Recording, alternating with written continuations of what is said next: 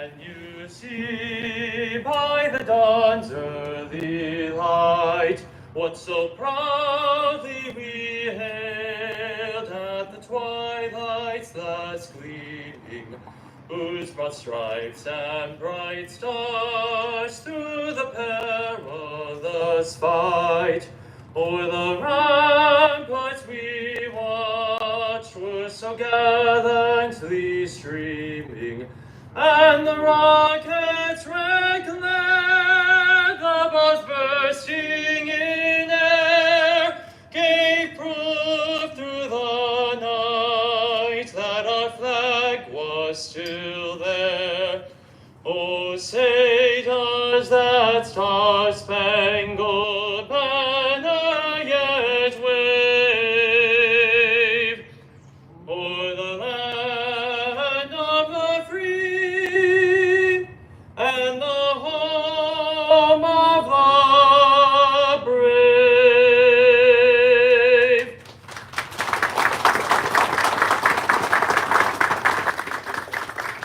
Thank you, Dr. Simpson. Please be seated. Good morning and welcome. My name is Rob Boone, and I'm the Associate Vice President for Strategic Partnerships and Projects and Army Veteran. On behalf of Dr. and retired Lieutenant Colonel David Russell, President of Columbia College, I would like to welcome you to Columbia College's 2023 Veterans Day celebration. First, there are several guests I would like to acknowledge in the audience. Colonel Promoter Robert Payne, Deputy Adjutant General, Missouri National Guard. Chris Powers, President of Missouri National Guard Association. Chris serves as a Lieutenant Colonel in the Missouri National Guard as well. Major Amy Cottrell, Missouri National Guard. Colonel retired and Board of Trustee member Mike Randerson, United States Air Force. Mike. Greg Ousley, 1970 Columbia College graduate and Navy veteran, and his daughter Grace, who is a Naval ROTC cadet at Mizzou. If you please raise your hand. Jeremy Amick, representing Silver Star Families of America. Jeremy is a 2001 and a 2012 Columbia College graduate and veteran. Jeremy, where are you? John Stockton, Veterans Around the Campfire, a 1999 Columbia College graduate and veteran. John, where are you? Al Seymour, Deputy Director of Veterans Service Program, Missouri Veterans Commission and veteran. Where are you, Al? And did Donica Coleman make it yet? There she is. Come on up here, Donica. Come 401. I'm not calling you out. As you look around the audience today, you see red t-shirts acknowledging Red Shirt Friday. Remember everyone deployed. Red Friday was first observed in the early 2000s as a way for people to show their support for the military following the September 11th attacks, shortly after military operations in Afghanistan and Iraq began. While no one knows for sure how it got started, there are a few key incidents that most people credit with the launching of the movement. The first origin story is the word about Red Friday spread the way many things did in those days, via email chain. A portion of the email sent out in 2005 reads, "The Americans who support our troops are silent majority. We are not organized to reflect who we are or reflect what our opinions are. Our idea of showing our solidarity and support for our troops is starting Friday and continuing on each and every day, every Friday, until this is over, and that every red-blooded American who supports our young men and women wears something red. If everyone of our membership shares this with our acquaintances, fellow workers, friends, and neighbors, I guarantee that it will not be long before the USA will be covered in red, and make our troops know that there are many people thinking of their well-being.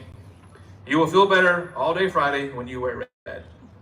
While this email chain was certainly sent around in 2005, it's hard to say if this actually was successful enough to be credited for launching the movement. The other more tangible origin story is that Red Friday was started by two Canadian military wives who created a website in 2006 that encouraged their citizens to wear red to show support for the nation's troops, according to military.com. While the two women did credit the movement as an American initiative, it's unknown whether they were referring to the aforementioned email chain I mentioned. Regardless of its inspiration, the Canadian Red Friday was a success, leading to national support and rally led by Canadian then Prime Minister Stephen Harper. After the Red Shirt Friday was reintroduced to the United States by a veteran named Lloyd Doc Hoffmeister, who started the website redshirtfriday.org with the mission of making sure soldiers feel proud of their work and how that people back them home support them. Remember, everyone deployed. From there, Red Fridays became popular in the U.S. as a way for individual families and committees to demonstrate their support for the troops and honor the sacrifices made by many military personnel and their families. Red Friday continues to be observed by many people and organizations as a way to show their respect for military and to pay homage to the sacrifices made by those who serve this country. With deep appreciation and respect, Columbia College is proud to continue this tradition today. Speaking of tradition, Columbia College has a long and proud partnership with the United States military. This year we celebrate the 50th anniversary of our partnership with the military. We've been a proud provider of quality education to our military and veterans. To continue this proud partnership, Columbia College and the Missouri National Guard Association will renew our education partnership by signing a memorandum agreement, further solidifying the college's commitment to our service members and veterans in the state of Missouri. I would now ask that Dr. Russell and Chris Powers please join me up front to sign this document.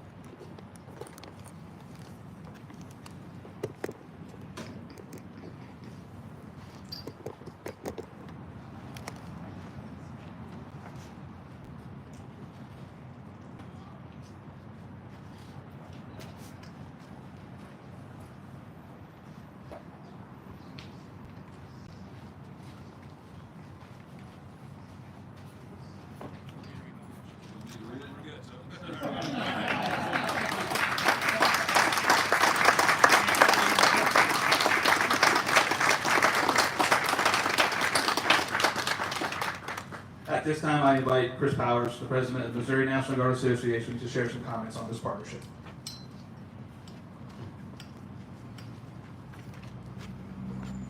Thank you, Rob, and thank you, Dr. Russell. It's interesting on Veterans Day each year, those of us that do serve or have served, oftentimes we reflect on those individuals and institutions that may not have the uniform on, but certainly serve. And Columbia College is a prime example of that. Right after 9/11, me and some hoodlums ripped up our ROTC contracts. We were E4s, and we thought, hey, we're going to get into the action here. Our unit got mobilized, and just a couple months later, we're realizing we're going to miss out on maybe a year or more of college. And so Columbia College jumped up and they said, hey, we're going to provide discounted rates to anybody this is impacting their college career so that you can stay on track and graduate with your colleagues. And so I wasn't a college graduate of Columbia College, but I've taken an algebra class and I think anatomy and physiology while deployed. And so it's that sort of thing that really embodies our relationship. Couple things here. First, I should mention, a lot of people don't know this, but Columbia College was the first institution that the Missouri Guard Association heralded with its top award. It's called the Truman Battery, Order of the Truman Battery. And it's the first institution that ever got that. And the relationship that we've developed over the years has been really critical to our service members. Each year we have an annual conference. Columbia College always makes an effort to get down there and interact with our soldiers and make sure that those educational opportunities are going to set them up for success, not just in their military capacity, but as service members that are in the Guard, also for their civilian career. And so I just want to say thank you very much for your outstanding service, not just to the uniformed personnel, but to our national defense force generally. So again, thank you so much.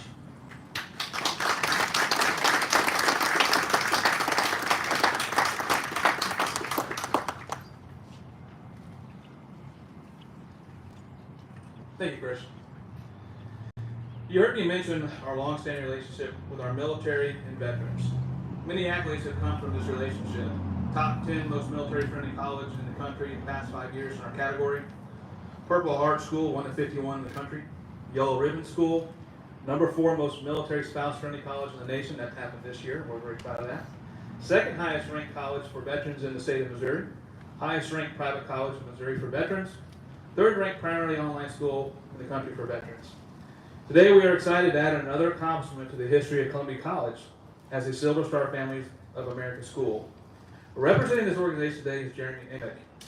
For several years, Jeremy has volunteered as a public affairs officer and military historian with the Silver Star Families of America, a Missouri-based organization that recognizes service and sacrifice of veterans wounded or injured for their service in a combat zone.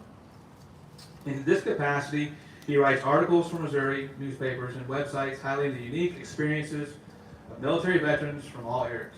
To date, he has more than 1,000 articles published, in addition to 18 books related to military and general history, the most recent, which is The Lutherans of Cole County, Missouri. His next book, release, is scheduled for February 2024 and will chronicle the legacy of Ron West and his classic rock band, Missouri, who had a hit with their song Moving On. So can't wait to see that. Jeremy spent 11 years in the U.S. Army and Missouri National Guard, receiving a medical discharge in 2004 because of service-connected injuries. His son serves as a tanker with the 4th Infantry Division and recently returned from a deployment on the Ukrainian border. Jeremy is a recipient of National Jefferson Award for volunteerism and was the 2022 recipient of the Daughters of American Revolution National History Award.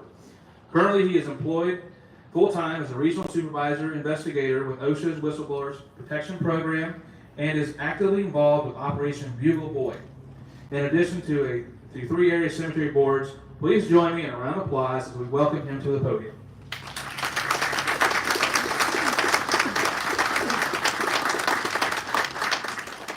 Thank you. It's definitely a privilege anytime I can return to my alma mater.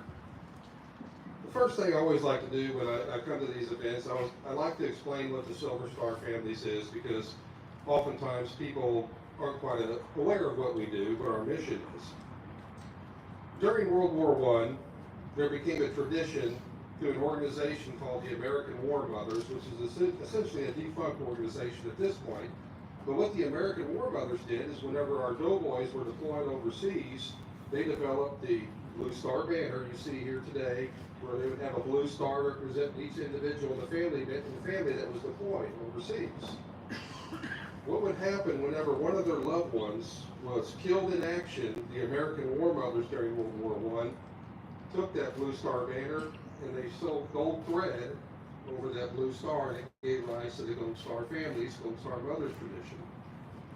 Likewise, whenever one of their loved ones was wounded or injured in combat in World War I, they took silver thread and sewed it over the star, and that gave birth to the Silver Star banner tradition to represent those who were wounded or injured in action or in a combat environment. What happened over the years, tradition kind of remained in place during World War I, thrived during World War II, Korea. During the Vietnam War, it kind of faded out of existence. It was resurrected in 2004 by a Navy and Marine Corps veteran, Steve Newton, Diana Newton, he and his wife. They're from Clever, Missouri. They resurrected the organization, forming the Silver Star Families of America to recognize and honor any of our veterans that have been wounded or injured in a combat zone. In that spirit, every year, the Silver Star Families, the Board of Directors selects a single individual or organization for our Commendation Award to recognize an individual organization that has gone above and beyond to assist any of our wounded and injured veterans. In years past, let me kind of give you an idea of the quality, the caliber of individuals and organizations that have received this award. Gary Sinise is a past recipient of the Silver Star Families Commendation Award. Miss Ann Margaret, Dr. Russell, you might have seen her in Vietnam, I don't know, did you? Okay. But you know who she is. The St. Louis Cardinals, the Kansas City Royals, the band Three Doors Down, and President George W. Bush. This year, we would like to add to that list our 2023 recipient, which will be our first educational institution, Columbia College. So, Dr. David Russell, would you please come forward?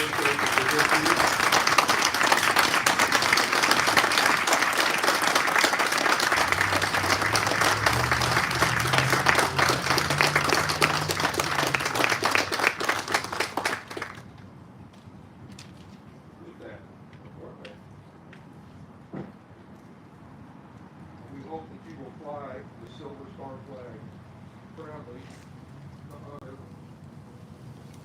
fallen veterans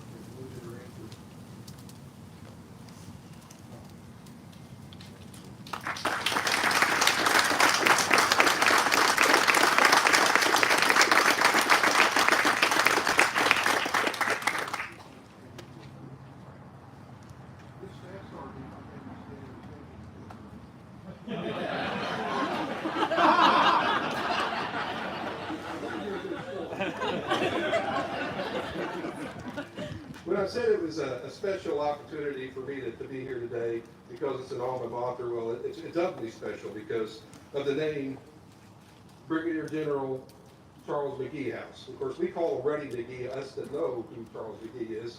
And the reason I say that is because I had the privilege of writing the biography of James Shipley from Tipton, Missouri. James was the last living Tuskegee Airman in Missouri. He was, it was unique to be able to write his story because James was a crew chief and a bridge turner with the Tuskegee Airmen. And I always like to tease that when you hear the Tuskegee Airmen story, you hear it from the perspective of the officers and the pilots. But any of us been in the military, you know it's the enlisted people that do all the work. So his story was wonderful. It tells about this young man coming out of Tipton, Missouri, out of Jim Crow days, segregated community, and then going above and beyond to demonstrate to the world that Tuskegee Airmen could break those racial barriers and demonstrate that they were the top pilots of World War II. But in that story, James talked a lot about Charles McGee. He served with them overseas, and he said the name Reddy McGee came because anytime they were ready to send the planes out, old McGee was out there ready to go.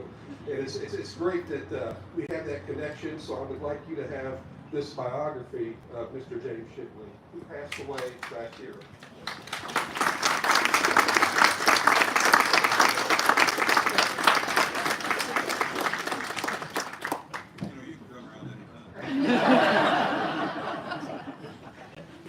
I told you that the Silver Star families represents those who have been wounded in combat, wounded in action, and as you may know, that Dr. Russell has a Purple Heart, correct? The species qualifies for our Silver Star banner, and so we would like to present you with this Silver Star banner that I hope you hang proudly. And then,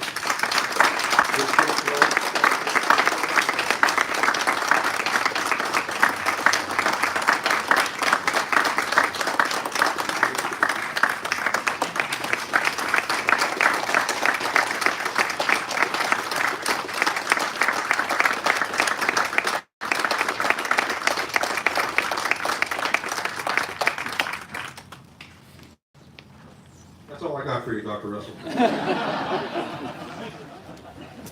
Thank you, Rob.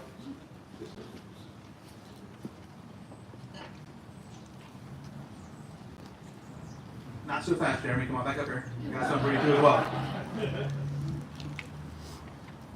So as a token of our appreciation, we'd like to present you with this Army Sniper to commemorate this event and our continued partnership and relationship with your organization moving forward. Anything represent the greatest branch of the military.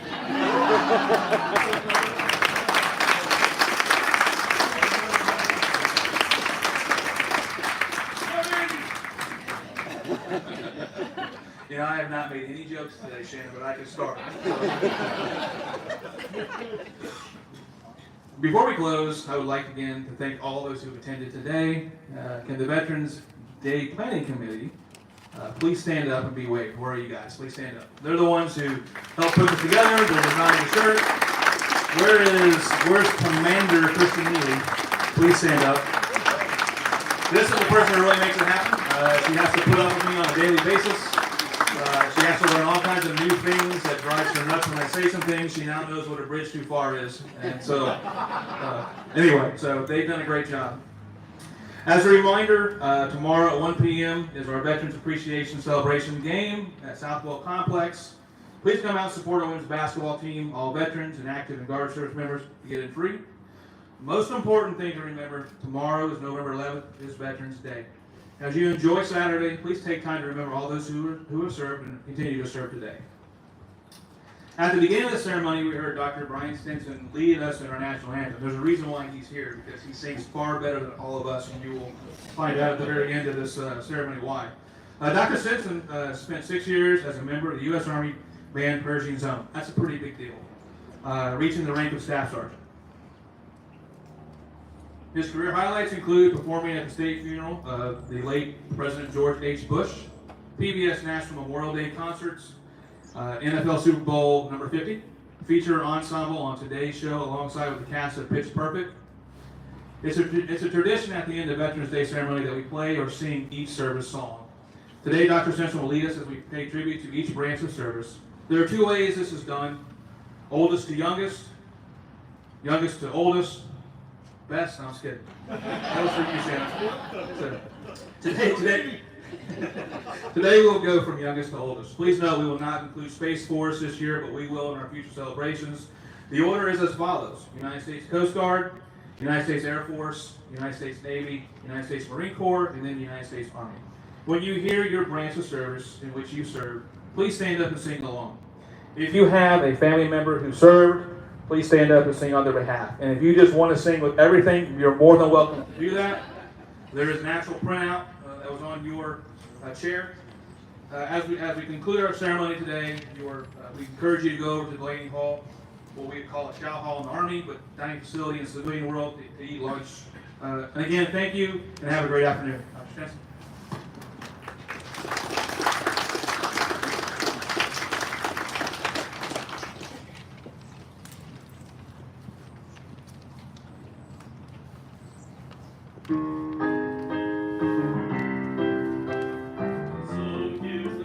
Marching song we sing on land or sea, through surf and storm and howling hill, I shall our purpose be. Semper is our guide, our fame, our glory to fight, to save or fight, and die. I, Coast Guard, we are for you. Off we go into the wild blue yonder, climbing high into the sun. Here they come, singing to beat our thunder. Attaboys, give her the gun, give her the gun! Down we dive, spouting our flame from under. Off with one hell of a roar. We live in flame, we'll go down in flame. Ain't nothing can stop the U.S. Air Force. The Army! Anchors away, my boys, anchors away.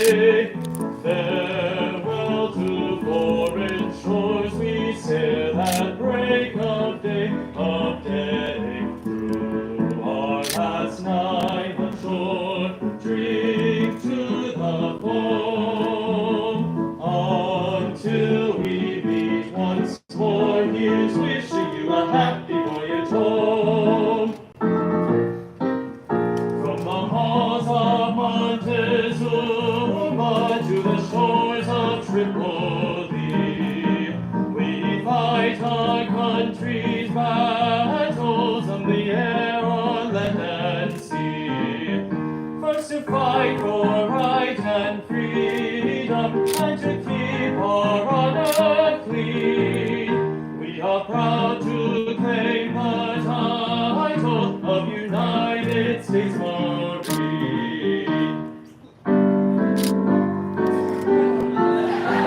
To fight for the right and to build the nation's might, and the Army goes rolling along. Proud of all we have done, fighting till the battle's won, and the Army goes rolling along.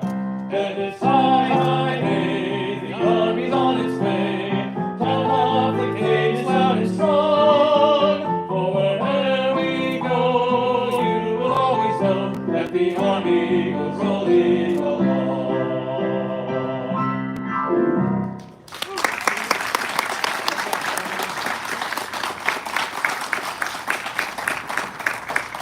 Thank you, Dr. Stinson. We have now adjourned. Thank you very much for coming.